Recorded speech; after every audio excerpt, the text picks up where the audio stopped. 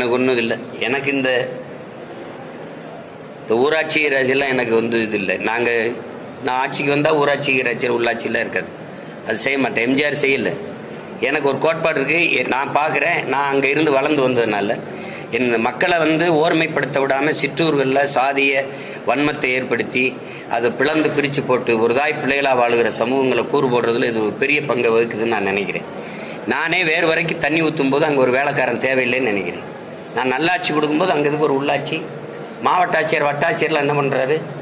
நான் ஒரு நலத்திட்டம் போடுறேன்னா அதை செயல்படுத்துறது தானே அந்த மாவட்ட ஆட்சியர் வட்டாட்சியர் வச்சுருக்கேன். இவ்வளோ அதிகாரி இருக்கான். அப்புறம் அங்கே கவுன்சிலராக இருக்க என்ன அப்படியே கரபடியாத கை காந்தியின் வாரிசுகளா இல்லை காமராஜின் பேரங்களா? சொல்லுங்கள், என்ன பண்ணுறீங்க நீங்கள்? சொல்லுங்கள் தம்பி, என்ன நடக்குதுன்னு சொல்லுங்கள். அதை விட வேலை என்ன இருக்கு? நான் வந்தபோது பார்க்காம இருக்க சொல்லுங்க பார்ப்போம். பார்க்காம இருக்க சொல்லுங்க. 8 அமைச்சரை வச்சு இவ்வளவு பெரிய நாடு அன்னைக்கு பிரிக்கப்படாத அந்த சேர்த்து ஆண்டார்ல காமராஜர்.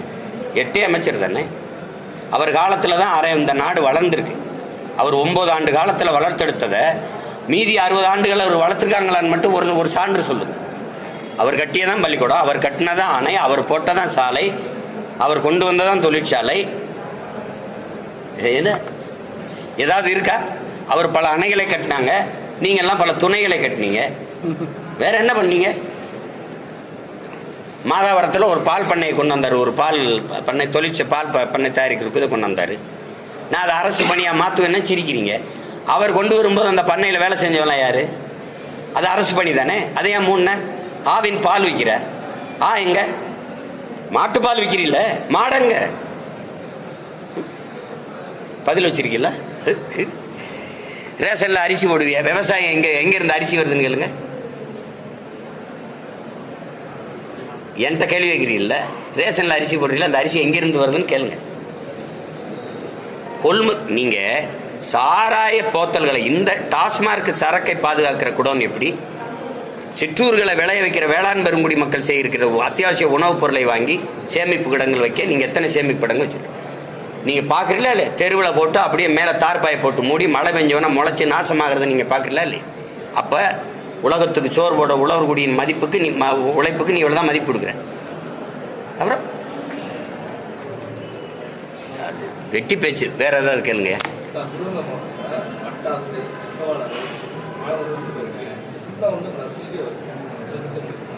நசிங்கிக்கிட்டே வருதா?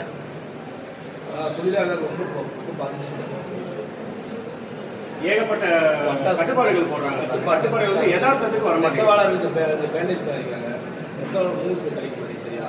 அது அதை நூல் விலையேற்றம், மின்சாரம் இதுவாகவே சொல்லணும்.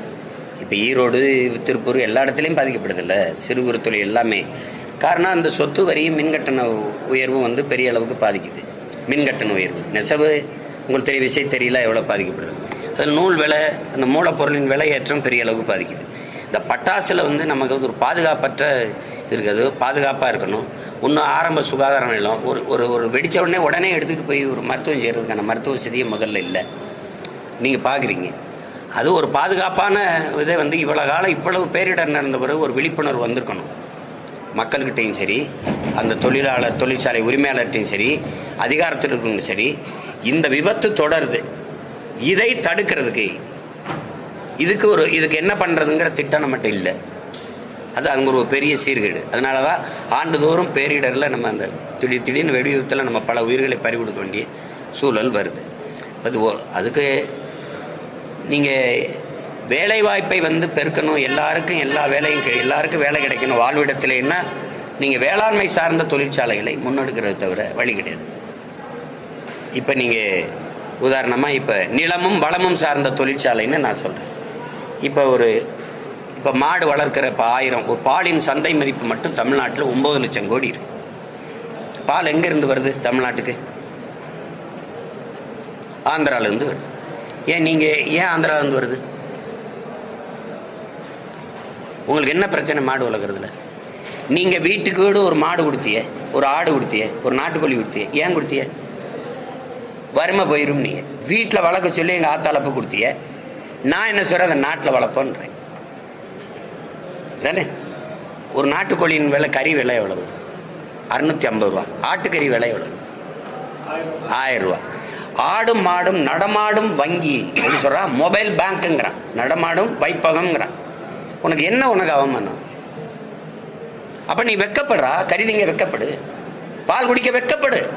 மாடு வளர்க்கறது உனக்கு அசிங்கமா இருக்குல்ல, வெக்கப்படு. அப்ப மாடு பண்ணை 1000 ஏக்கர்ல மாட்டு பண்ணைன்னா அது சார்ந்த வேலை. படிச்சவன் படிக்காதவனுக்கு அரசு வேலை வந்துருது. பாலை எடுத்து பால்கோவா தயாரிக்க, பாலாடை கட்டி தயாரிக்க, நெய் தயாரிக்க, மோர் தயாரிக்க, வெண்ணெய் தயாரிக்க, அதுக்குள்ள இந்த பால் நேரடி உணவுப் பொருளுக்கு இப்படி போகும்போது அது சார்ந்த தொழிற்சாலை வரும்போது காற்று விஷமாகாது, நீர் நஞ்சாகாது, நிலம் கெடாது. புரியுது நினைக்க. அப்ப எல்லாருக்கும் வாழ்விடத்துல விருதுநகர்லயே தொழிற்சாலை, கரும்பு நல்லா விளையும், கரும்புல இருந்து வெள்ளம் எடுக்கிற தயாரிக்கிற தொழிற்சாலை. பனை வருது, பனையிலிருந்து கருப்பட்டி தயாரிக்கிறது, பனை ஓலையிலிருந்து பெட்டி தயாரிக்கிறது, நார்ல இருந்து கட்டுறது. ஒரு கயத்து கட்டுல 40,000 ரூபா அமெரிக்காலன்னா உங்களால் நம்ப இயலுதா? ஒரு கயத்து கட்டுல 40,000 ரூபா. ஒரு மீன் குழம்பு வைக்கிற சட்டி இருக்குல்ல, மண் சட்டி, 13,500 ரூபா, 13,000 ரூபா. நீ பொருளாதாரம் எங்க இருக்குன்னு தெரியாம சாராயம் வித்து எங்களை சாகடிச்சுக்கிட்டு, நீ ரொம்ப கேள்வி கேட்டா 1000 ரூபா அம்மாவுக்கு கொடுத்துட்டு, அப்புறம் மகளுக்கு கொடுத்துட்டு, அப்புறம் மகனுக்கு கொடுத்துட்டு, இவ்வளவு காலம் கழிச்சு ஒரு நாளைக்கு 30 ரூபா தானே எங்க தகுதி. இவ்வளவு காலம் கழிச்சு பொருளாதார பெருக்கத்துக்கு வா, வேளாண்மை சார்ந்து வா, வாழையை விளைவை. விருதுநகர்ல ஒருத்தர் வாழை நார்ல பை செய்யறாரு, வேட்டி செய்யறாரு, சேலை செய்யறாரு, வாழை மட்டையில சாப்பிடுற தட்டு தயாரிக்க முடியும். இவ்வளவு இருக்குங்க. அந்த இடத்துக்கு வா, மாற்று பொருளாதார பெருக்கத்துக்கு வா. 2,76,000 ஏக்கர்ல சாப்ட்வேர் இண்டஸ்ட்ரியின் பிதாமகன் பில்கேட்ஸ் 2,76,000 ஏக்கர் அமெரிக்காவில் விவசாயம் செய்யறாரு. 2,76,000 ஏக்கர். அவர்கிட்ட கேட்குறாங்க, இது மாதிரி உங்களை மாதிரி ஆளுங்க, நீங்க விவசாயம் செய்ய போயிட்டீங்க, அங்கதான் எல்லாருக்கும் வேலை கொடுக்க முடியும், அங்கதான் பொருளாதாரம் இருக்குங்கிறது. தக்காளி விலை 200 ரூபா ஆயிடுச்சுன்னா ஐயோ அம்மானு குதிக்கிறேன். நீங்க ஏன் தக்காளி விளைய வைக்கிறதுக்கு வைக்கப்படுறீங்க? வெங்காயத்தை வெளிநாட்டில இருந்து இறக்குமதி செய்யற வெங்காயங்க, இவ்வளவு பெரிய நிலமும் வளமும் மனித ஆற்றலும் இருந்து ஒரு வெங்காயத்தை கூட உன்னால விளைவிக்க முடியல. எப்படி? இந்தியா உலகத்திலே மாட்டுக்கறிய அதிகமா ஏற்றுமதி செய்யற நாடு இது.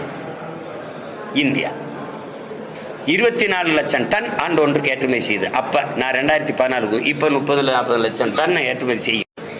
Beef export Hindustan is number 1 நாட்டின் பிரதம அமைச்சரே சொல்றாரு. உங்களுக்கு தெரியும். அதிகமா அந்நிய செலாவணியை வருவாய் ஈட்டுகிற ஒரு தொழில் ஏற்றுமதி, மாட்டுக்கறி ஏற்றுமதி தான். மாடு வளர்க்கறதுக்கு என்ன பிரச்சனை? இந்த மாட்டுக்கறியை ஏற்றுமதி செஞ்சு அதிக லாபம் ஈட்டிட்டு வருது இந்தியா. யார் எந்த நாட்டுக்கு ஏற்றுமதி செய்யுது? அவ்வளவும் கிறிஸ்தவ இஸ்லாமியர் நாடு. அவன் காசை வாங்கி சாப்பிடுற இந்த நாடு, இந்த அதிகாரம் இஸ்லாமியர்லாம் அடிச்சு வெளியில போடா, கிறிஸ்தவெல்லாம் ஓடுறா அப்படின்னா எப்படி? அப்ப ஊரானுக்கு நீ மாட்டுக்கறியை ஊட்டி விடுவா, உள்ளவன் சாப்பிட்டா அடிச்சு கொண்டு விடுவேன். இது ஒரு தத்துவம் வச்சிருக்க நீ. பாலின் சந்தை பொருளாம் பிரேசில் நம்பர் 1 இருந்தது, முதலிடத்தில் இருந்தது பால் ஏற்றுமதியில். இப்ப பிரேசிலையும் முந்திக்கிட்டு இந்த இந்தியா வருதுன்னு சொல்றாரு. டைரி டேல பிரதமர் பேசுனது இருக்கு. பால்ல மிகப்பெரிய பொருளாதாரம் இருக்கு. இப்படியே பேசுறாரு. இந்த மாதிரி மிகப்பெரிய பொருளாதாரம் இருக்கு. பால் வித்தாலே நம்ம பொருளாதாரத்தில் தற்சார்பு அடையலாம். ஏன் பால் விற்கல? ஏன் மாடு வளர்க்கல? உனக்கு என்ன பிரச்சனை? எப்படி மேய்ச்சல் நிலத்தை நான் உருவாக்குவேன். 21 லட்சம் ஏக்கர் விளைநிலங்களை உருவாக்க போறேன்னு அம்மா ஜெயலலிதா சட்டசபையில பேசுனது இருக்கு. இப்ப கேட்டிருக்கீங்களா? நான் அனுப்பட்டா அது அப்படியே எப்படி சாதாரணமா கடல்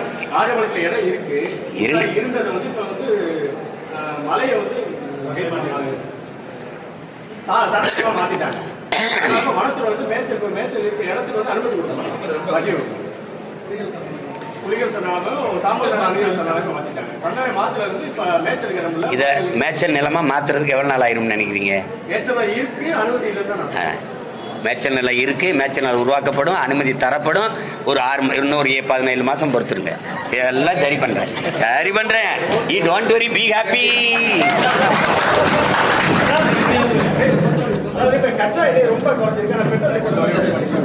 அதுதான் நீங்க வெளிநாடுகள்ல என்னதான் இந்த மூலப்பொருள்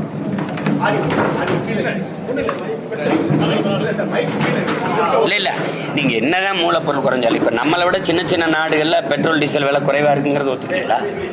ஒத்துக்கிறீங்க. நமக்கு என்ன பிரச்சனையா நம்ம ஏற்றுக்கொண்ட பொருளாதார கொள்கையில் நமக்கு இருக்கிற சிக்கல் என்னன்னா, இந்த மூலப்பொருளின் விலை குறைஞ்சாலும் கூட இங்க குறையாத காரணம் எண்ணெய் நிறுவனங்கிற விலையை தீர்மானிச்சு கொள்ளலாம்னு நம்ம ஒரு ஒப்பந்தம் போட்டோம் பார்த்தீங்களா. அதனாலதான் இது குறைக்க முடியல, ஒரு சீருக்கு கொண்டு வர முடியல. அவனுக்கு ஜிஎஸ்டியும் போட மாட்டீங்க நீங்க, ஏன்னா அது அம்பானிட்டு இருக்கு, இது அதானிக்கிட்டு இருக்கு. சரக்கு மற்றும் சேவை வரின்னு பேர் அதுக்கு, ஆனா சரக்குக்கு மட்டும் இல்லை வரி. அப்ப இது யாரு முதலாளிகளுக்கான நீங்க பொருளாதார கொள்கையை வகுக்கும் போது அவங்க லாப தேவைக்கான திட்டங்களை சட்ட வரைவுகளை கொண்டு வரும்போது இது பாதிக்கப்படுது. அதான் பிரச்சனை. அவன் மூலப்பொருளை ரொம்ப குறைச்சாலும் இவன் அதே விலையில வச்சிருக்கிறது காரணம் அதான். அவன் குறையும் போது இவன் குறைக்கணும்ல, அவன் குறைக்க மாட்டான். ஏன்னா இது முதலாளியின் லாபத்துக்கு உருவாக்கப்பட்ட பொருளாதார கொள்கை. அதான் பிரச்சனை. அது என் கட்டுப்பாட்டில் இருந்துச்சுன்னு வச்சுக்க, அரசின் கட்டுப்பாட்டில் இருந்ததுன்னா மக்களை பாதிக்குதுன்னு நான் பதறுவேன், குறைப்பேன். அப்படி இல்லையே.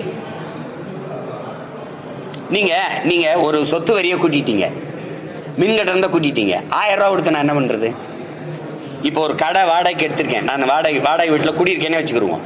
இந்த சொத்து வரி வாடகை வீட்டுக்காரரு சொத்து வரி கட்ட அவர் கையில இருந்து போட்டு கட்டுவார், அந்த வாடகையை கூட்டி கட்டுவார், வாடகையை உயர்த்தி கட்டுவார். இப்ப மின் கட்டணம் வந்து உயர்ந்துருது. மின் கட்டண உயர்வு, வாடகை இதெல்லாம் சேரும்போது அத்தியாவசிய பொருள் எரிகாற்று ஊர்ல இப்ப நீங்க சிலிண்டர் விலை ஏறிடுது, பெட்ரோல் டீசல் விலை ஏறிடுது. இதெல்லாம் ஏறும்போது என்ன ஆயிருதுன்னா அத்தியாவசிய பொருள்கள் எல்லாம் விலை ஏறிடுது. இப்ப இங்க விருதுநகர்ல விளையிற கத்திரிக்காய் வெண்டைக்காய் சந்தைக்கு கூட்டிட்டு வரும்போது பாறை வந்து இந்த லாரி வாடகை, அதனுடைய வாடகை, அவனுடைய பெட்ரோல் டீசல், அதுக்கு டோல் கட்டுறான் பாருங்க, அந்த வாடகை, இந்த செலவெல்லாம் சேர்த்து தக்காளி கத்திரிக்காய் பருப்பு எண்ணெயில ஏறிடுது. அங்க வரும்போது 20 ரூபா தக்காளி 40 ரூபாய் ஆயிருது. அதனால மக்கள் வாழ முடியாத நெருக்கடிக்கு ஆளாக்கப்படுறாங்க. இதெல்லாம் சரி செய்யணும். ஒரே வழிதான், என்னை ஜெயிக்க வச்சிருங்க, போயிட்டு வரேன்.